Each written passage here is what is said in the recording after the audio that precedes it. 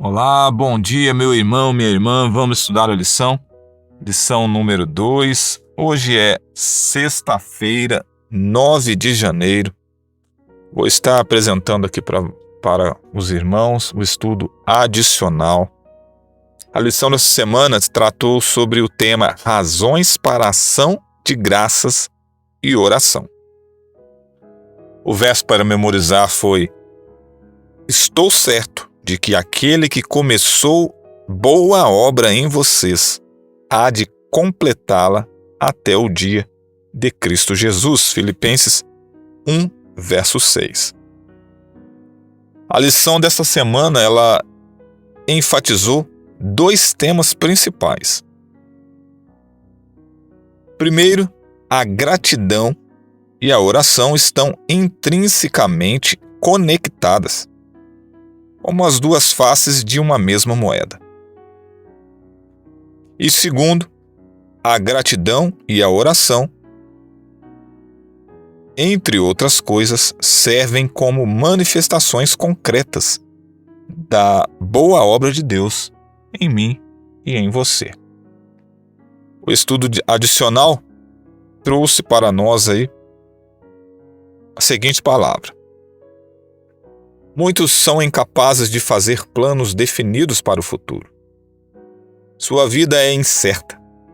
Não conseguem discernir o desfecho dos acontecimentos e isso enche-os por vezes de ansiedade e inquietação. Lembremo-nos de que a vida dos filhos de Deus no mundo é uma vida de peregrinos. Não temos sabedoria suficiente para planejar nossa vida. Não nos compete determinar o futuro. Pela fé, Abraão, quando chamado, obedeceu. Veja Hebreus capítulo 11, verso 8. Cristo, em sua vida sobre a terra, não fez planos para si mesmo. Aceitou os planos de Deus a seu respeito e dia após dia o Pai o fazia conhecer esses mesmos planos. Nós devíamos depender de Deus de tal maneira que nossa vida pudesse ser a simples realização de sua vontade. Muitos, planejando um futuro brilhante, sofrem um desastre completo. Deixemos que Deus faça para nós os planos dele. 1 Samuel, capítulo 2, verso 9. Deus não conduz jamais seus filhos de maneira diferente de que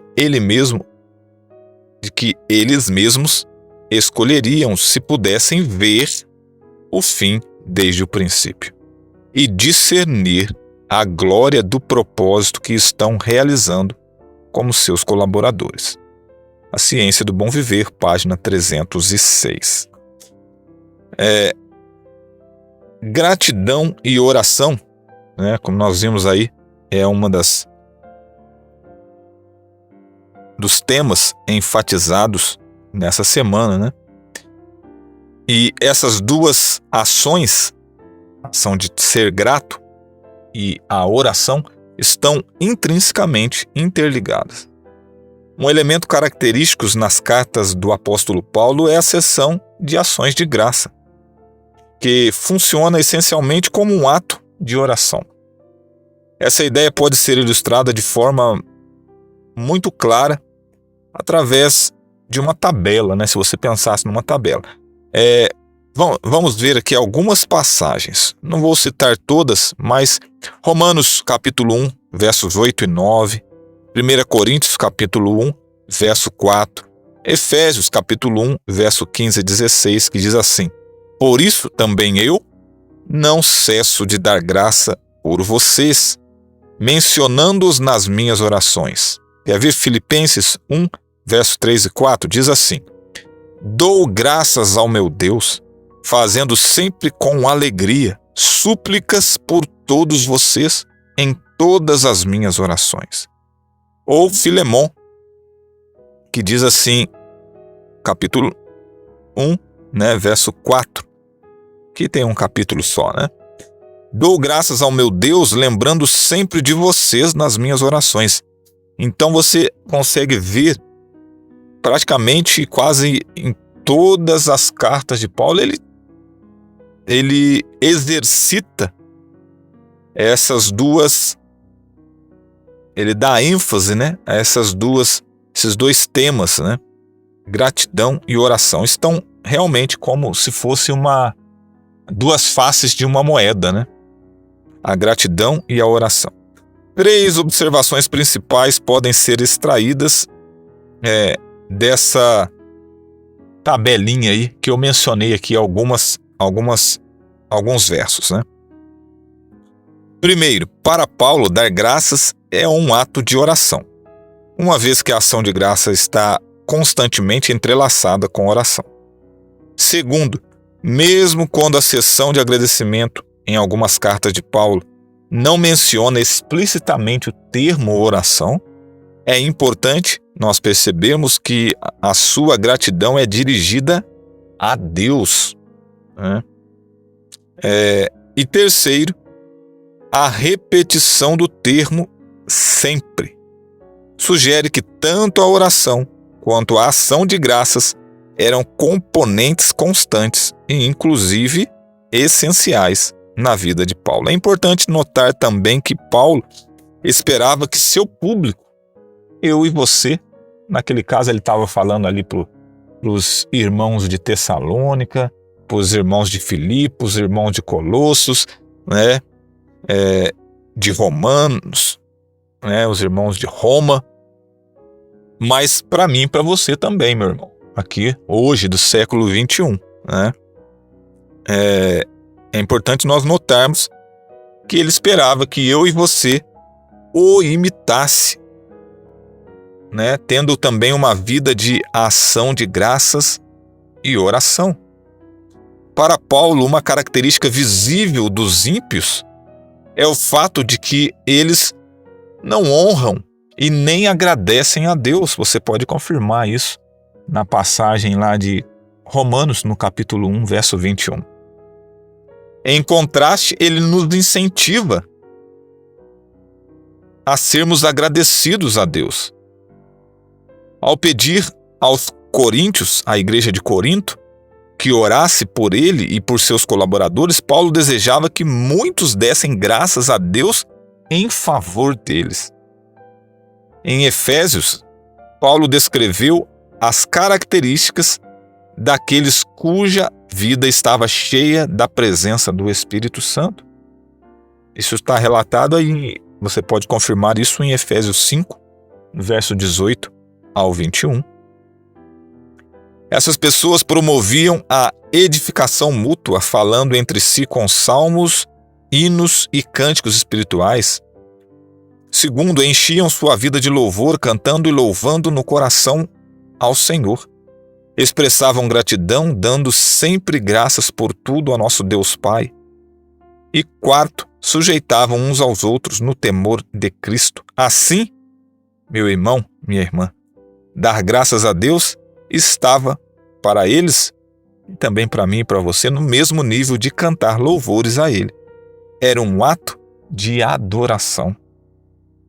Em Colossenses 3,17, Paulo foi um pouco além ao dizer: tudo o que fizerem, seja em palavra, seja em ação, façam em nome do Senhor Jesus, dando por Ele graças a Deus Pai. De modo semelhante, Paulo disse aos Tessalonicenses: em tudo deem graças, porque esta é a vontade de Deus para vocês em Cristo Jesus. Paulo incentivou seu público, meu irmão e minha irmã, a incorporar a gratidão e a oração na vida, de modo a refletir seu próprio compromisso profundo com essas práticas. A carta aos Filipenses contém uma das declarações mais notáveis de todas as epístolas de Paulo. Em Filipenses 1:6 é dito assim: estou certo de que aquele que começou boa obra em vocês há de completá-la até o dia de Cristo Jesus. Talvez alguns de nós, alguns ouvintes, podem ser tentados aí a interpretar a boa obra de forma restrita, vendo nela apenas uma referência ao cuidado e ao amor que os filipenses demonstraram por Paulo por meio do apoio financeiro durante sua prisão. Embora a preocupação deles com Paulo e com o avanço do evangelho fosse sem dúvida resultado da obra de Deus no coração deles, Paulo se referia a um conceito mais amplo: a salvação por meio de Cristo. Deus foi apresentado como aquele que iniciou a boa obra da salvação e que levaria à conclusão por ocasião do retorno de Cristo Jesus. É importante que esse pensamento seja expresso dentro da sessão de ações de graça. Nesse sentido, meu irmão, minha irmã, a gratidão é vista como uma evidência poderosa da atuação de Deus no coração da pessoa. Paulo disse algo semelhante em Filipenses 2, nos versos 12 e 13. Ele diz assim: desenvolvam a sua salvação com temor e tremor, porque Deus é quem efetua em vocês tanto o querer como o realizar, segundo a sua boa vontade. O conselho de Paulo de desenvolver a própria salvação foi, no mínimo, intrigante. Afinal, como alguém faria isso?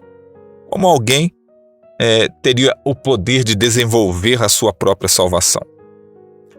Podemos encontrar uma boa resposta em Hebreus capítulo 12, no verso 2, onde Jesus foi apresentado como o autor e consumador da fé. Assim, Paulo afirma que devemos correr com perseverança a carreira que nos está proposta, olhando firmemente para Jesus. Mas isso não é tudo, meu irmão, minha irmã. Também precisamos nos livrar de todo o peso e do pecado que tão firmemente se apega a nós. Textos como Filipenses 1, verso 6 e Hebreus 12, 2 nos lembra que a salvação é, em última análise, a obra de Deus e não nossa. Mas, ainda assim, fomos chamados a desenvolver nossa própria salvação, ou, em outras palavras, a correr a carreira que nos está proposta, vivendo uma vida de oração, buscando as virtudes cristãs concedidas pelo Espírito, que estão relatadas lá em Filipenses 1, do verso 9 ao 11, em Colossenses 1, verso 4 ao 8. E sendo também agradecidos pela obra de Deus em nós.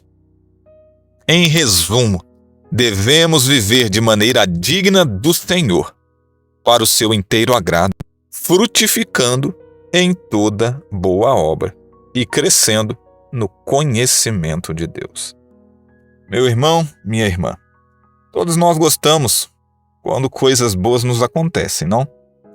Seja ao comprar um carro novo, adquirir uma casa, concluir os estudos após anos de esforços árduo e intenso, ou escapar de uma situação perigosa. Agradecemos a Deus por essas bênçãos. E são marcos significativos que enchem nosso coração de alegria e gratidão.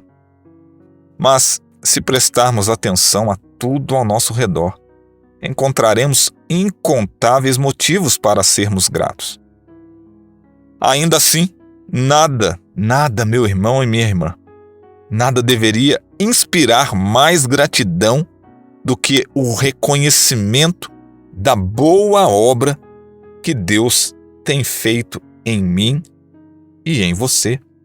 Veja que o que Ellen White escreveu: nossa mente precisa se expandir para que possamos compreender o significado das provisões de Deus.